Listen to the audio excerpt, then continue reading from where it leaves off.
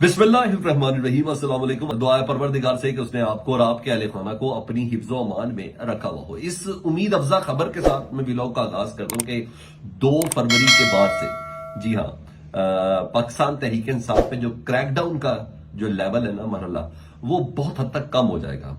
इसका मतलब ये नहीं है कि कोई डील पाकिस्तान तहरीक इंसाफ से होने जा रही है। जो मेरे पास खबरें हैं उनकी इतलात के मुताबिक 2 फरवरी के बाद अभी तक तकरीबन 200 मुबस्सरीन बैनुल-अक़वामी पाकिस्तान आ चुके हैं और मजीद का आने का सिलसिला जारी है और कॉन्टीन्यूसली ये चीजें रिपोर्ट भी हो रही हैं और 2 फरवरी के बाद ये है मामला। दीगर कुछ और चीजें भी हैं जो ऑफर इस वक्त हो रही है पाकिस्तान तहरीक इंसाफ को। जी हाँ, जो मौजूदा क़यादत है बैरिस्टर गौहर और कुछ पैगामात अलीमा खान साहबा और कुछ बुशरा बीबी साहबा तक भी पहुंचाए गए। बहरहाल सब ने कहा है कि फाइनल फैसला इमरान खान साहब ही करेंगे, तो आप यही ऑफर लेके जरा उनके पास चले जाएं तो ज्यादा मुनासिब है। तो ये मैं इस वक्त खुद भी इस्लामाबाद में हूँ, तो ये खबरें इस वक्त चल रही हैं और सोर्स मेरा तगड़ा है और अल्लाह करे वो फॉर द बेस्ट। लेकिन इतना पता है कि पीटीआई के कारकुनों के ऊपर 2 फरवरी से ऑनवर्ड, जी हाँ, आखिरी शायद इलेक्शन के जो 6 दिन है या 4 दिन कैंपेन के होंगे वो थोड़े बेहतर गुजरेंगे। मैं अब जरा अदालती फैसलों के ऊपर बात आऊं तो आज भरपूर अदालती दिन है। सुप्रीम कोर्ट में 3-4 केसेस थे। सबसे पहले जी वही जस्टिस काजी फाइज़ साहब ने साफियों को जो नोटिस जारी किए थे उसके ऊपर आज 3 रुकनी बेंच था जिसकी काजी फाइज़ साहब खुद क़यादत कर रहे थे।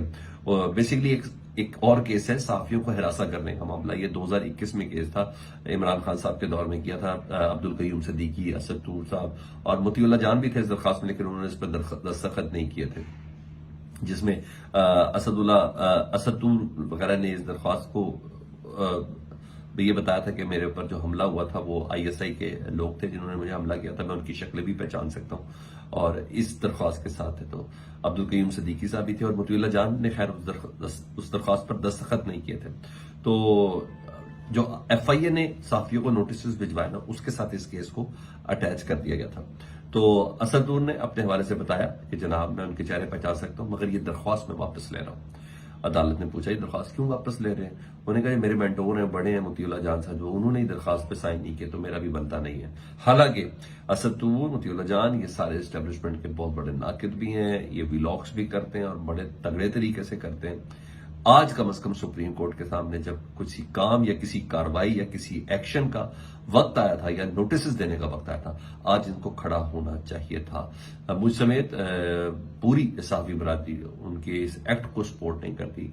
सिर्फ बातें करना कुछ और है और जहां एक्ट का काम हो, जहां कानून ने हरकत में आना हो और अब पाकिस्तान की सबसे बड़ी सुप्रीम अदालत आपको रिस्पेक्ट देके ये पूछ रही हो कि बोलो तुम्हारे साथ जो हुआ था, जो तुम्हारे घर पे तशद्दुद कौन थे, तो आप कह रहे हाँ मैं एफआईए पे तो स्टैंड करता हूं, एफआईआर के ऊपर तो स्टैंड करता हूं कि मुझे मारने वाले जो थे वो ये कहते थे कि मैं आईएसआई से हूं और मैं उनकी शक्लें भी पहचान देता हूं, लेकिन इस केस को मैं प्रोसीड नहीं करना चाहता। ये डेफिनेटली एक तकलीफ दे और शर्म वाली बात है कि जो मेरा ख्याल है कि साफी की इस पोजीशन पे यहाँ आके खड़ा होना चाहिए था और जिस तरीके से उन्होंने कहा तो डेफिनेटली ये काफी चीजें थी, क्योंकि मैंने बताया कि एस्टेब्लिशमेंट के खिलाफ व्लॉग्स करते हैं।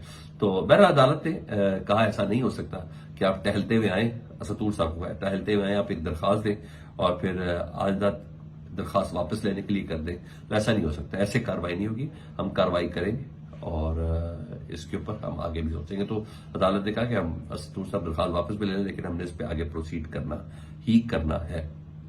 हाँ जी, एफआईए के नोटिस पर काजी फाइज़ साहब ने कहा कि ये नोटिस हमारे हक में नहीं है। जो मैंने आपको कहा था ना, काजी फाइज़ साहब के ऊपर ही बात आ गई है, उनके खिलाफ दुश्मनी है, उनके खिलाफ ही साजिश की गई है सुप्रीम कोर्ट के अलावा।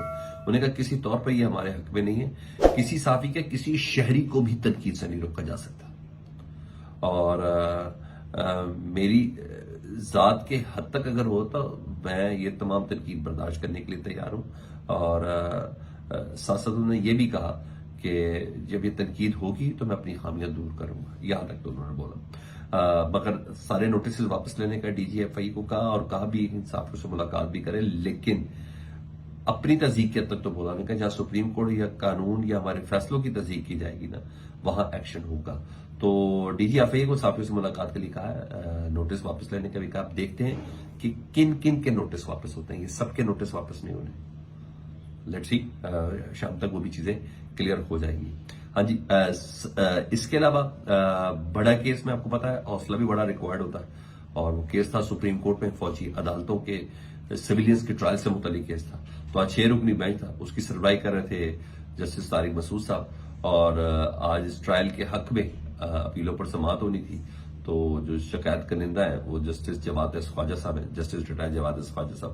انہوں نے باقاعدہ طور پر اعتراض اٹھایا ہوا تھا کہ جسٹس طارق مسعود صاحب تو پہلے ہی اپنا کانسنٹ دے چکے ہیں، یہ کہہ کے کہ فوجی عدالتیں اپنا ٹرائل کر سکتی ہیں لیکن فیصلہ نہیں سنا سکتی جب تک سپریم کورٹ اپنا فیصلہ نہ دے. انہوں نے کہا وہ اپنا کانسنٹ دے چکے ہیں، تو اس لیے ہمیں ان کی اس کے اوپر یہ بینچ میں ان کی قیادت منظور ہی نہیں ہے. جسٹس منصور علی شاہ کے اوپر بھی انہوں نے تنقید کی تھی. تو بہرحال جسٹس طارق مسعود صاحب نے بینچ سے علیحدگی کا اعلان کیا. یوں بینچ یہ ٹوٹ گیا اور بینچ کی دوبارہ تشکیل کے لیے معاملہ جو ججز کمیٹی ہے اس کے پاس چلا گیا. اور اعتراض یہ تھا تو لیٹس سی دیکھیں بھی اب دوبارہ بینچ کا منطق وہ قاضی فائز صاحب تو اس کی سربراہی، لیکن وہ کیس بہت بڑا ہے، بہت ہی بڑا کیس ہے. تو لیٹس سی دیکھیں کیا ہوتا ہے. ہاں سپریم کورٹ میں جو رولنگ کے حوالے سے تھا ڈپٹی اسپیکر کی، وہ جو کیس تھا اسد کیسر کی نظر ثانی کی درخواست خارج کر دی، کیونکہ عمران خان صاحب نے کہا کہ میں درخواست واپس لے رہا ہوں. یہاں یہ تھی. اور آخر میں وہ سیفر کیس میں جی آپ کو پتا مین گواہ اعظم خان صاحب ہیں، عمران خان صاحب کے جو سیکٹری تھے، ان کے حوالے سے. تو اعظم خان صاحب پر آج جرا ہو رہی تھی، اور جرا کے دوران پھر ظاہری بات ہے سرکاری وکیل ہی اس گواہ کے اوپر جرا کر رہے تھے عمران خان صاحب کی طرف سے. تو عمران خان صاحب نے پھر اعتراض کیا، شاہ محمود قریشی صاحب نے بھی اعتراض کیا. تو اچھا خاصا عدالت کا ماحول خراب ہوا. کل ہمارے ادھر کے کچھ کورٹ رپورٹرز ہیں وہ ہمیں خود بھی بتا رہے تھے کہ عمران خان صاحب باقاعدہ کہتے ہیں کہ کیوں اس طرح کسی کو تکلیف میں رکھا ہوا ہے اس طرح کی گواہیاں دیکھ کے اور اس طرح کی اجرا کروا کے. تو یہاں تھی. تو بہرحال آج جج صاحب نے کچھ دیر کے لیے سماعت کو موخر کیا کہ ماحول تھوڑا خراب ہوتا، اور اعظم خان کی گواہی مین حیثیت ہے جی، بہت حد تک یہ کیس بیس کرتا سیفر کا اعظم خان صاحب کی گواہی کے حوالے سے.